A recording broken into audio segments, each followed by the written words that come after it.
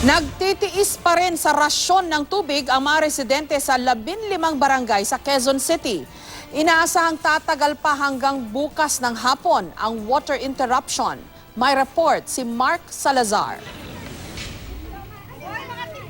Halos 300,000 mga taga Quezon City ang walang tubig sa gripo simula alas 8 kagabi at magtatagal hanggang alas 4 ng hapon bukas.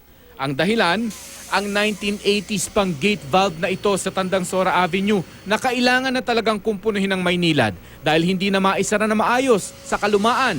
Pagka hindi po kasi fully close yung isang gate valve, tuwing meron po kaming maintenance activities downstream, mahihirapan po kami na ma-execute yung mga repair works. 15 barangay ang apektado ng water service interruption dahil sa maintenance work na ito sa isang primary line ng Maynilad.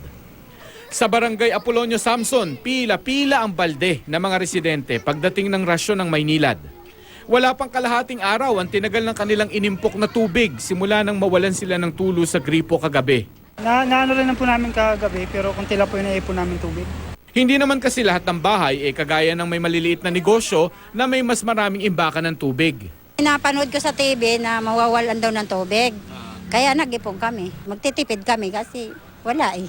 Ang ibang residente nagtatampo dahil hinahanapan pa raw ng updated billing statement para patunayang customer sila ng Maynilad bago bigyan ng rasyon. Lahat naman dito puro Maynilad di ba? Oo, wala namang Manila water dito. Kanina hindi siya nagpapaigib. Naghahanap sila ng resibo. 14 na water tanker ang pinaikot daw ng Maynilad sa mga apektadong lugar at nilinaw na hindi nila requirement ang updated billing statement para magrasyon. Base po kasi doon sa aming concession agreement, yung aming pong tariff scheme is nakabase doon sa submitted business plan.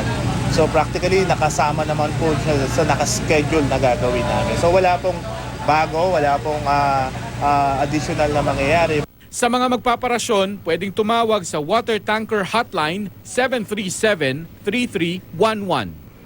Mark Salazar, GMA News.